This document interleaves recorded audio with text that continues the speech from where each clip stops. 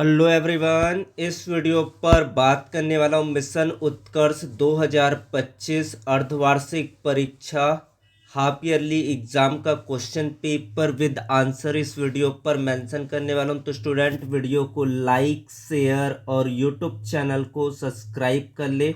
इसका PDF WhatsApp group पर मिलेगा। व्हाट्सएप ग्रुप का लिंक कम्युनिटी पोस्ट पर दिया गया, तो वहाँ पर जाकर इस पीडीएफ को डाउनलोड करें। इस तरीके से पेपर एग्जाम पर पूछे जाएंगे। Section A objective type question, बहुविकल्पी प्रश्न, एमसीक्यू क्वेश्चन है। 1 मार्क्स ईच दिया गया है। शुद्ध जल की मोलरता ज्ञात करना है। पहले जल का अणुभार ज्ञात करेंगे, वो 18 ग्राम पर मोल आएगा। फिर मोलों की संख्या ज्ञात करना है।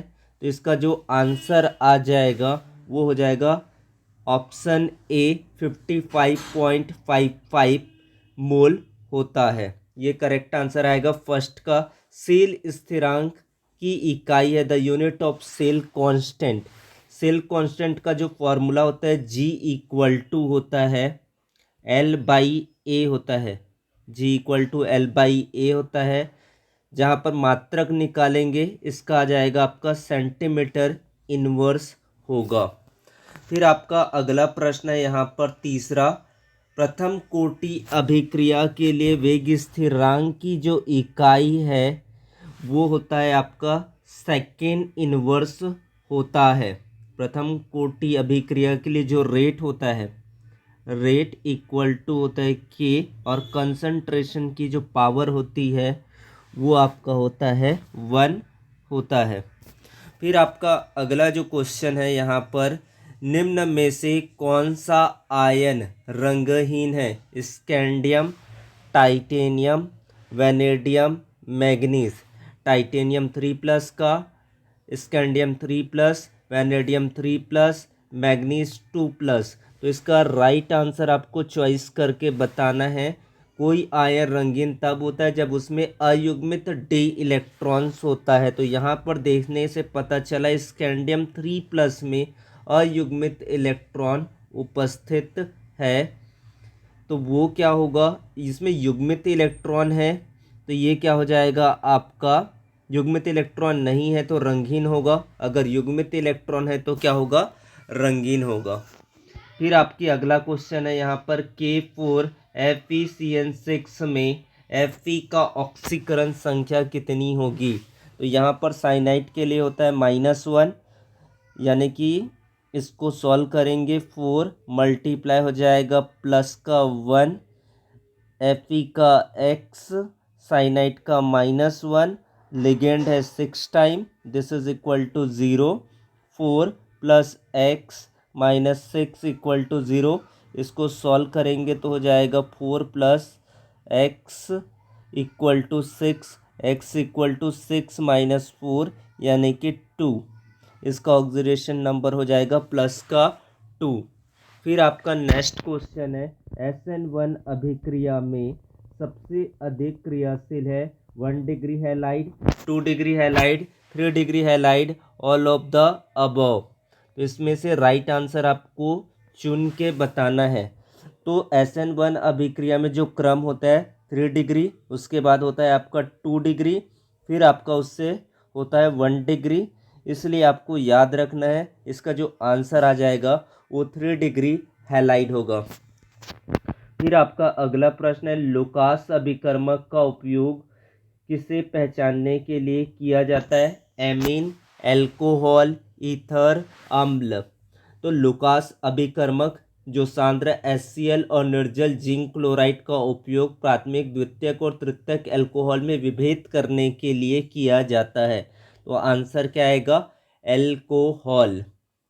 फिर आपका है, निम्नलिखित में से कौन सा कैनिजारो अभिक्रिया देता है जिसमें अल्फा हाइड्रोजन नहीं होता है? कैनिजारो अभिक्रिया देता है, अल्फा हाइड्रोजन नहीं है, वो है फॉर्मल्डिहाइड।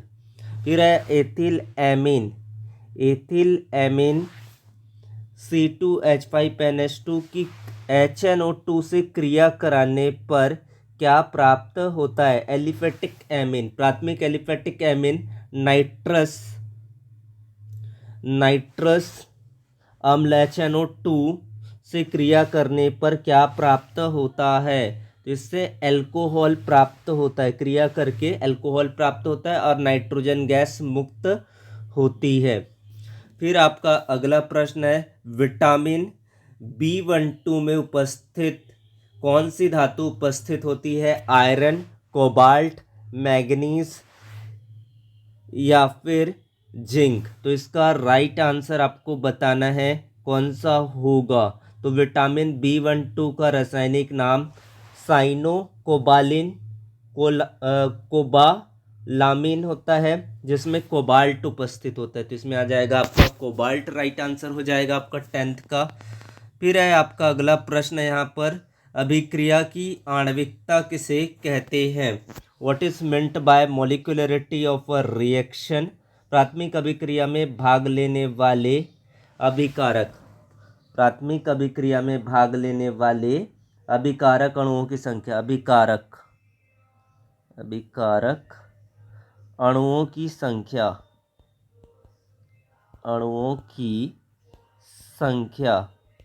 अभिकारक अणुओं की संख्या को क्या कहते हैं? आणविकता। प्राथमिक अभिक्रिया में भाग लेने वाले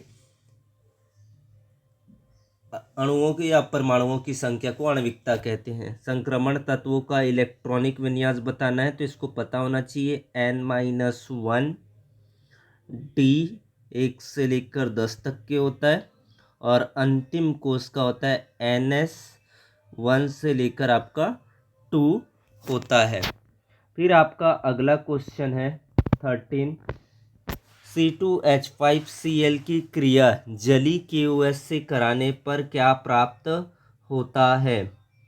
तो ये यहाँ पर आपका होगा नाभिक रागी स्थापन अभिक्रिया होकर ये बन जाएगा आपका OH ग्रुप, इसमें जाके जुड़ जाएगा और बन जाएगा एथिल एल्कोहल।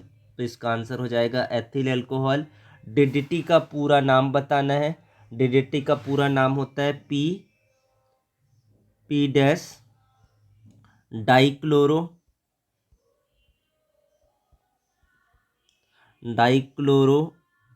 डाइफेनिल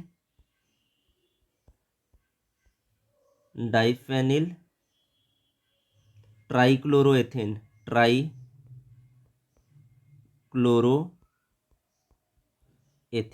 ये होता है इसका नाम, इसको याद कर लेंगे। ईथर का सामान्य सूत्र पूछा गया यहाँ पर।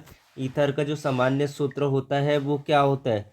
तो 2 बार यहाँ पर एल्काइल समूह होता है RO, फिर होता है R डैश, इसको बोला जाता है ईथर। फिर आपका अगला भाग आता है अति लघु उत्तरीय प्रश्न, जहाँ पर 2 अंक वाले प्रश्न आएंगे। जहाँ पर क्वेश्चन है कोलरॉस का नियम क्या है? What is a कोलरॉस law? छद्म आभासी प्रथम कोटि अभिक्रिया को उदाहरण सहित समझाइए। द्विक लवण और संकुल यौगिक में 2 अंतर लिखे। Right 2 difference between double salt and complex compound. Phenol alcohol के तुलना में अधिक अम्लीय क्यों होता है?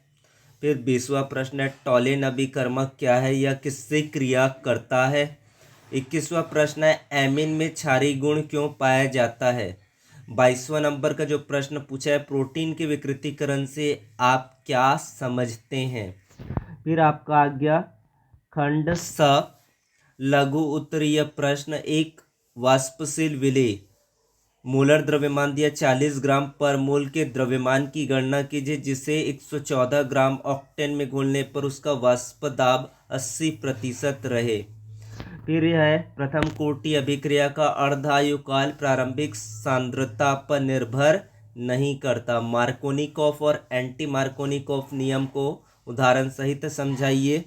निम्न अभिक्रियाओं को रासायनिक समीकरण सहित समझाइए। राइमंड टीमन अभिक्रिया, कोल्बे अभिक्रिया, विलियमसन संश्लेषण। निम्नलिखित अभिक्रियाओं पर टिप्पणी लिखिए। कार्बिलेमिन अभिक्रिया, हाफमाइन ब्रोमाइड अभिक्रिया, सिमिट अभिक्रिया। फिर आपका नेक्स्ट क्वेश्चन दिया गया डीएनए और आरएनए में 3 अंतर स्पष्ट कीजिए। फिर आपका IUPAC नेम पूछा गया है, इनका IUPAC नेम आपको बनाना है, 4 मार्क्स के लिए दिया गया है। फिर आपका नेक्स्ट क्वेश्चन है, द्विक लवण और संकुल यौगिक में 2 अंतर बताना है। संयोजकता बंध सिद्धांत के आधार पर NiCN4 की संरचना और चुंबकीय प्रकृति समझाइए। राउल्ट का नियम और आदर्श विलयन से क्वेश्चन दिया गया। राउल्ट का नियम क्या है, इसका गणितीय व्यंजक लिखिए। आदर्श और अनादर्श विलयन में 2 अंतर लिखिए। फिर इसका अथवा दिया गया है आपका 1.82 ग्राम ग्लूकोज को 100 ग्राम जल में घोलने पर हिमांक और नमन ज्ञात कीजिए। परासरण दाब को परिभाषित कीजिए। फिर है आपका सेक्शन ई स्टार्ट होता है, यहाँ पर 5 अंक वाले प्रश्न हैं। मानक हाइड्रोजन इलेक्ट्रोड का सचित्र वर्णन कीजिए। ननस्ट समीकरण लिखिए तथा इसके संकेतों का अर्थ स्पष्ट कीजिए। अथवा पर दिया गया विशिष्ट चालकता और मूलर चालकता को परिभाषित कीजिए। सांद्रता परिवर्तन का इन पर क्या प्रभाव पड़ता है। 298 केल्विन पर 0.02 मोल KCl की चालकता 0.00248 सीमेंस सेंटीमीटर इनवर्स है, इसकी मोलर चालकता ज्ञात कीजिए। फिर 32वां नंबर का जो प्रश्न पूछा गया, लैंथेनाइड संकुंचन क्या है, इसके 2 कारण और 2 परिणाम लिखिए। संक्रमण धातुएं और उसके यौगिक उत्तम उत्प्रेरक होते हैं, कारण दीजिए। उसके बाद आपको दिया गया है संक्रमण तत्वों की निम्नलिखित गुणों को समझाइए। रंगीन आयनों का बनना, परिवर्ती ऑक्सीकरण अवस्था, जिंक कैडमियम मर्क्यूरी को संक्रमण तत्व नहीं माना जाता। ये 3 प्रश्न इसमें दिया गया है। लैंथेनाइड और एक्टिनाइड में 2 अंतर को स्पष्ट करना है। उसके बाद क्वेश्चन नंबर 33 है, निम्नलिखित नाम अभिक्रिया को रासायनिक समीकरण सहित समझाइए। एल्डोज संघनन, हेल्होल्ट्ज जेलेंस्की अभिक्रिया, रोजेनमुंड अपचयन अभिक्रिया। उसके बाद पूछा है क्या होता है जब, केवल समीकरण यहाँ पर लिखना है। एसीटोन की क्रिया I2 और NaOH से होती है। एसिटिक अम्ल फास्फोरस पेंटाक्लोराइड PCl5 के साथ क्रिया करता है। अथवा पर क्वेश्चन है, अभिक्रिया को पूर्ण करने के लिए दिया गया CH3C double bond O CH3, इसका जिंक मर्क्यूरी कंसंट्रेटेड HCl के साथ इसको रिडक्शन कराना है। तो ये सारी चीज़ों को आपको बुक से देखना है। उसके बाद कारण बताइए। कार्बोक्सिलिक अम्ल समान अणुभार वाले अल्कोहल से अधिक क्वथनांक रखते हैं। दूसरा है कार्बोक्सिलिक अम्ल कार्बोनिल समूह की अभिलाक्षणिक अभिक्रियाएं नहीं देते हैं। तो इसके बारे में आपको आंसर करना है। तो वीडियो को लाइक करें, शेयर करें, सब्सक्राइब करें चैनल को। Thank you so much.